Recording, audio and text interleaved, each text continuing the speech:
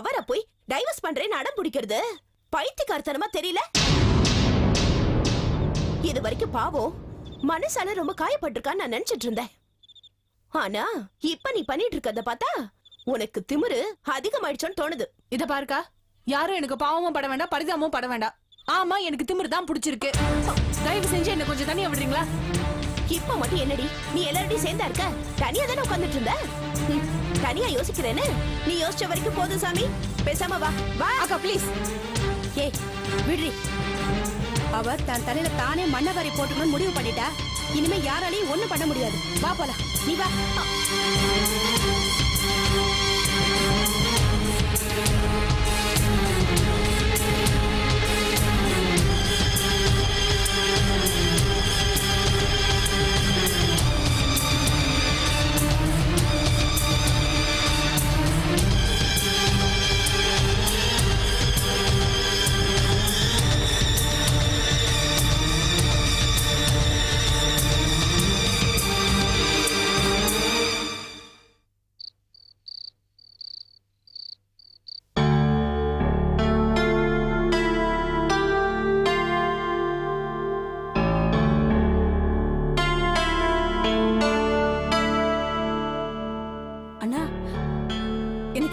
சந்தோஷமா இருக்குண்ணா.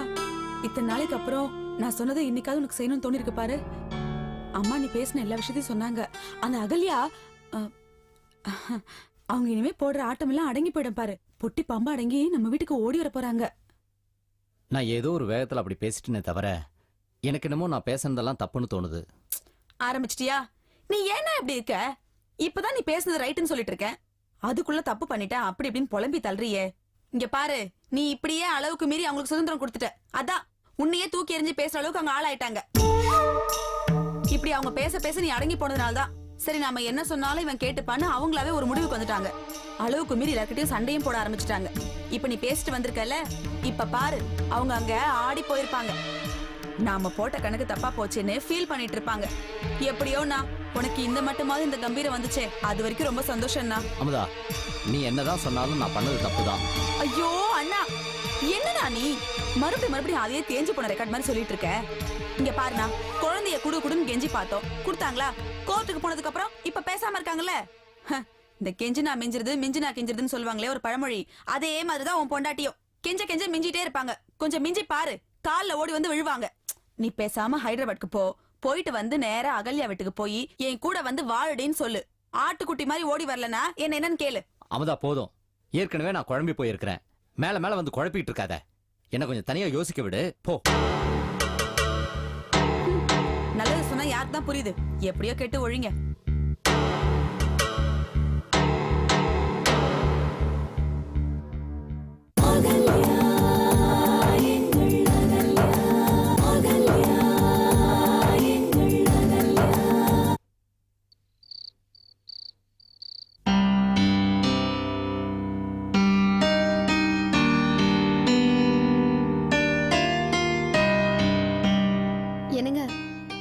கேட்ட கேள்விக்கு நீங்க இன்னும் பதில் சொல்லவே இல்லையே.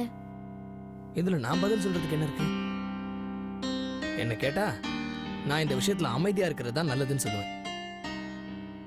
ரம்யா, அகல்யா டைவர்ஸ் நோட்டீஸ் அனுப்பிச்சதுதான் கதிரை இந்த அளவுக்கு அவ வீட்டுல போய் கத்த வச்சிருக்கு. அகல்யா எதுக்கு டைவர்ஸ் நோட்டீஸ் அனுப்பிச்சானா, வீட்டை விட்டு கொடுத்ததுக்கு அவங்க அம்மா பேசின வார்த்தைகளுக்கு அவளோட ரியாக்ஷன் தான் இந்த டைவர்ஸ் நோட்டீஸ்.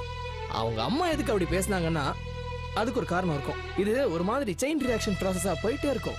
கடைசியில் எங்க போய் நிற்கும் தெரியுமா? கதிர் அகல்யாவை கொடுமைப்படுத்தினது கௌதம் பழி வாங்கினதுல போய் நிற்கும். ரொம்ப சிம்பிளா சொல்லணும்னா இப்ப அகல்யாவுக்கும் கதிருக்கும் நடுவுல பிரச்சனைகளே கிடையாது. ஆமா ரம்யா, அகல்யா அவளுக்குள்ள இருந்த வேதனைகளை விட்டு கொஞ்சம் கொஞ்சமா வெளியில வந்துட்டா. இப்ப கதிரோட சேர விடாம அவளை தடுக்கிறது என்ன தெரியுமா? அவளோட ஈகோ. அதை எப்படி வெளிக்காட்டுறதுன்னு தெரியாம தான் இப்படி டைவர்ஸ் நோட்டீஸ் அமைச்சிருக்கா. ஒரு விதத்துல கதிரோட அவ சேர்றதுக்கு அவ எடுத்து வச்சிருக்கிற ஃபர்ஸ்ட் ஸ்டெப் இதுன்னு கூட சொல்லலாம். இதுக்கு பதில் சொல்றதுக்கு என்ன இருக்குன்னு சொன்னீங்க, ஆனா இவ்ளோ பெரிய பதில சொல்லிருக்கீங்க. இதுல டீப்பா யோசிச்சேனா இன்னும் பல விஷயங்கள் புரிய வரும். நீங்க பேசினது எனக்கு சைக்காலஜி புக் படிச்ச மாதிரி இருக்கு. என்னடி கிண்டலா? இல்லங்க, உண்மைதான் சொல்றேன். நீங்க அப்படிதான்.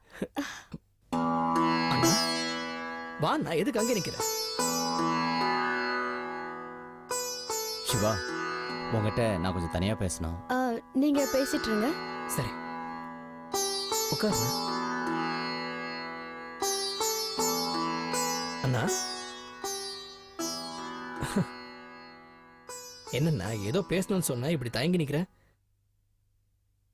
சிவா இன்னைக்கு நான் கொஞ்சம் அதிகமா பேசிட்டேன். எப்படி பேசணும்னு எனக்கே தெரியல சிவா. கடகடன்னு கோவமா வார்த்தைகளை அள்ளி வீசிட்டேன். பாவம் அகல்யா ரொம்ப கஷ்டப்பட்டு போயிருப்பா தெரியுமா?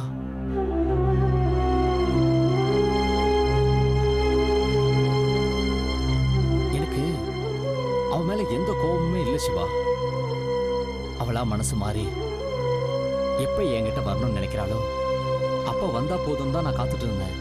ஆனா அவ டைவர்ஸ் நோட்டீஸ் அனுப்பிச்ச உடனே என்னால அதை தாங்கிக்க முடியல சிவா. எங்க அவ என்னை விட்டு பிரிஞ்சு போயிடுவாளாங்கிற பயத்துலதான் நான் பேசுறதுக்காக போனேன். ஆனா அது கோபமா வெளிப்பட்டுடுச்சு. நான் பேசுனதே என்னால தாங்கிக்க முடியல சிவா. அகல அவளை எப்படி தாங்கிக்க முடியும்? மறுபடியும் மறுபடியும் ஐயோ தப்பு பண்ணிட்டேன் சிவா. நான் தப்பு பண்ணிட்டேன். அண்ணா அண்ணா அண்ணா என்னண்ணா என்ன நீ சின்ன குழந்தை மாதிரி அழுதுட்டு இருக்கிற? அழாதண்ணா. என்னால முடியல சிவா.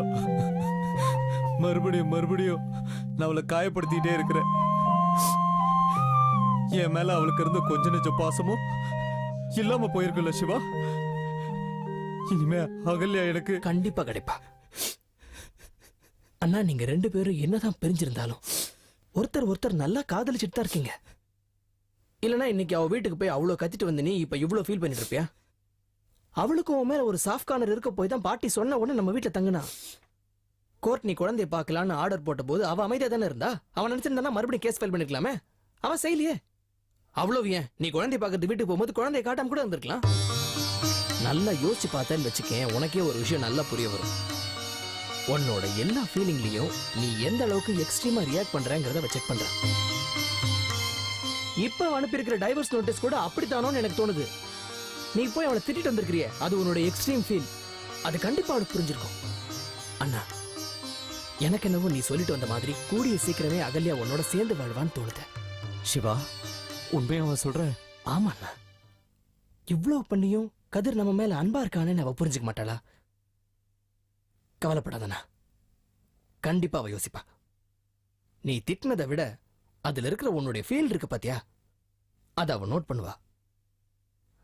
அவ்வளவு எதுக்கு, மறுபடியும் அவ உன்னோட சேர்ந்து வாழ்றதுக்கு நீ இப்ப திட்டிட்டு வந்தியே, இது கண்டிப்பா உதவும். சிவா நீ சொல்ற மாதிரி மட்டும் அகல யோசிச்சு என்னோட சேர்ந்தா இந்த உலகத்துல என்னை விட அதிர்ஷ்டசாலி வேற யாருமே இருக்க முடியாது. நீ அதிர்ஷ்டசாலிதான், நீ அதிர்ஷ்டசாலிதான். அதுல உனக்கு எந்த விதமான டவுட் இருக்க வேண்டாம், புரியுதா? நீ நிம்மதியை போய் தூங்க. தேங்க்ஸ் சிவா. எனக்கு எதுக்கு நான் தேங்க்ஸ் சொல்லிட்டேன். தேங்க்ஸ்டா. போய் தூங்கு.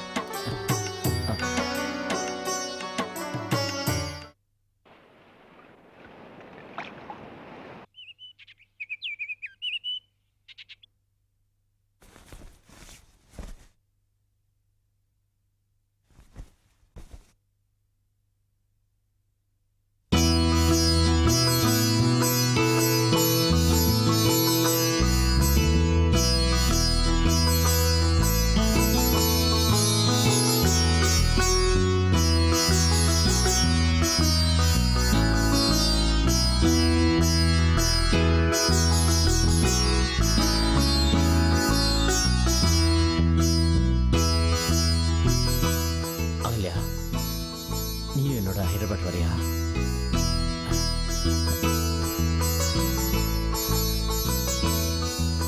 அண்ணா அப்பா ஒன்று வர சொல்றேன். இது வந்துடுறேன். நீ விடு, நான் வச்சுறேன்.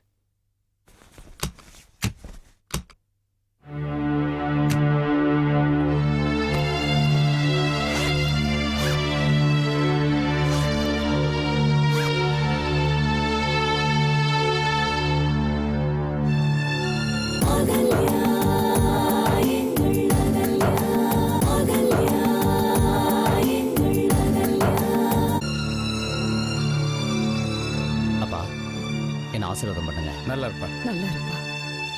அப்பா நாங்க வேலை போய் ஜாயின் பண்ண உடனே இமீடியட்டா ஃபோன் பண்றப்பா. கதிர், அங்கே போய் மனசில் போட்டு எதையும் குழப்பிக்காம நல்லபடியாக வேலையை பார்த்துட்டு வாப்பா. சரிப்பா. அம்மா நான் போயிட்டு வரேம்மா. நல்லபடியா போயிட்டு வாப்பா. என்னமோ தெரியலம்மா, இந்த வேலை கிடைச்சதுல இருந்து ரொம்ப சந்தோஷமா இருக்குமா. நம்மளுடைய எல்லா பிரச்சனையும் தீர்ந்துருன்னு நம்பிக்கை வந்துருச்சுமா. உன்னோட நம்பிக்கை வீண் போகாதுப்பா. சரிம்மா, போயிட்டு வா. சரி நான் கிளம்புறேன். கிளம்புறப்பா. வாப்பா. ரம்யா நான் கிளம்புறேம்மா. போயிட்டு வாங்க. அமுதா இங்க பார், எதையுமே மனசுல வச்சுக்காத. நான் போயிட்டு வர வரைக்கும் எந்த பிரச்சனையும் இல்லாம இருப்பேன்னு நான் நினைக்கிறேன். நான் வரேன். என்ன நீ நல்லபடியா போயிட்டு வாண்ணா. இங்க என்னால யாருக்கும் எந்த பிரச்சனையும் வராது. இங்க பாரு அமுதா, நான் அதுக்காக சொல்ல. ஐயோ அண்ணா, நான் ஒன்னும் கோவமா சொல்லல. உன்னை இப்படி பாக்குறதுக்கு ரொம்ப சந்தோஷமா இருக்கு. நீ நல்லபடியா போயிட்டு வாண்ணா. சரி நான் வரேன். என்ன அண்ணா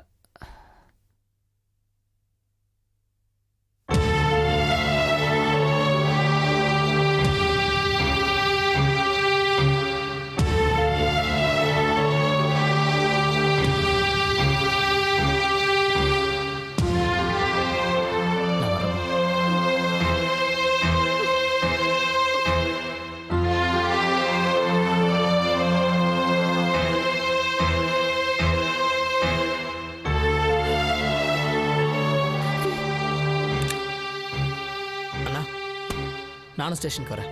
சரி வா, நான் அப்படியே அகலே வீட்டுக்கு போயிட்டு வரணும். அப்போ நீ அகலியா வீட்டுக்கு போயிட்டு வா. நான் போய் உனக்காக ஸ்டேஷனில் வெயிட் பண்ணிட்டு இருக்கேன். ஏன் நீ வாயேன்? இல்லைண்ணா, அது அவ்வளோ சரியா வராது. நீ போயிட்டு வா, நான் வெயிட் பண்ணுறேன். சரி நான் ஆட்டோவில் போகிறேன், நீ நேராக ஸ்டேஷனுக்கு வந்துடு. சரி பேக் இல்லை, அது நான் எடுத்து வரேன். நீ போயிட்டு வா. சரி.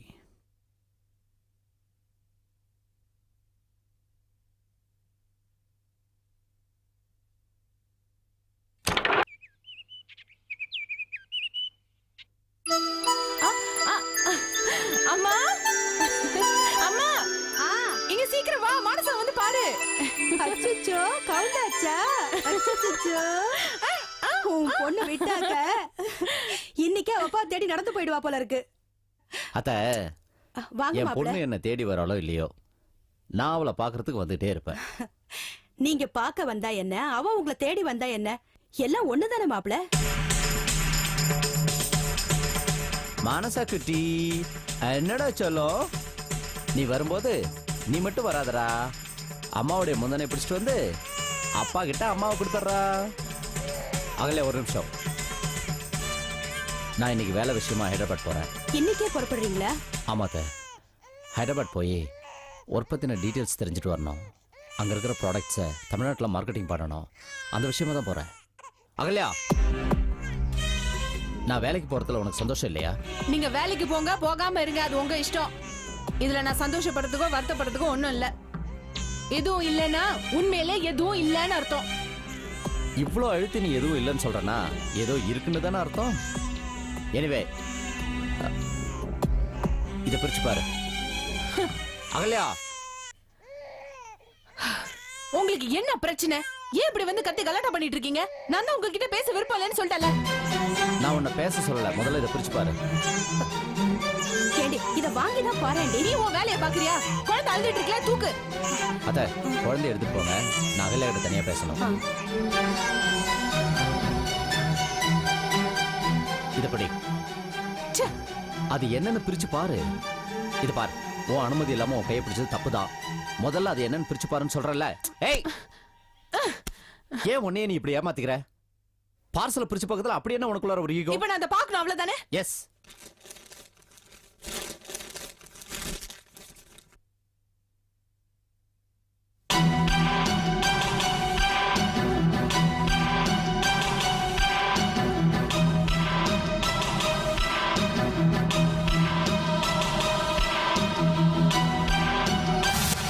கதிர் ஆசை ஆசையா வாங்கிட்டு வந்து புடவை இப்படி நெருப்பு பிடிச்சிருச்சு. என்ன பாக்குற?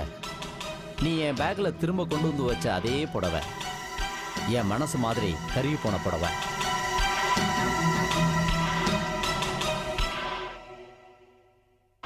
பாரு,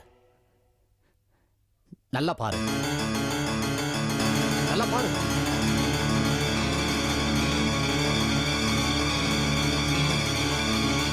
அகல்யா, எந்த ஒரு பிரச்சனைக்குமே முடிவு இருக்கு. ஆனா நீ பிரச்சனையில இருந்து ஒதுங்கி போறதா நினைச்சே பிரச்சனையே பெருசாக்கிட்டு இருக்கிற. நான் தப்பு பண்ணிட்டேன், தண்டனை கொடு, ஏத்துக்கிறேன். ஆனா என்னோட வாழ முடியாதுங்கிறது தான் தண்டனைனா அதை என்னால ஏத்துக்க முடியாது அகல்யா. இந்த சேலையை பாரு, தீயில கருகி போன எந்த ஒரு அடையாளமுமே இல்லாம மறுபடியும் புத்தம்புது சேலை மாதிரி சரியாயிடுச்சு. அகல்யா, வாழ்க்கையும் இந்த சேலை மாதிரி தான். ஏதோ ஒரு மூளையில கருகிடுச்சுன்றதுக்காக வாழ்க்கையே சூன்யமாயிடுச்சுன்னு நினைக்க கூடாது. கருகின பகுதியை மறுபடியும் சரியாக்க முடியும், அதுவும் இந்த சேலை மாதிரி. இங்க பாரு அகல்யா, நாம புதுசா திரும்பவும் நம்மளுடைய வாழ்க்கையை ஆரம்பிப்போம். நான் ஊருக்கு போயிட்டு இன்னும் ஒரு 2 or 3 daysல திரும்ப வந்துடுறேன். நீ ஒரு நல்ல பதில சொல்லணும். கண்டிப்பா உன்னுடைய பதில் தான் நம்ம 2 பேருடைய வாழ்க்கையும் சரி பண்ணும். அகல்யா, உங்ககிட்ட நான் நல்ல பதில எதிர்பார்க்கிறேன். அது பாசிட்டிவா இருக்கணும். நான் ஊர்ல இருந்து வந்த உடனே நான் சொன்ன மாதிரியே நீ என் கூட வரணும்.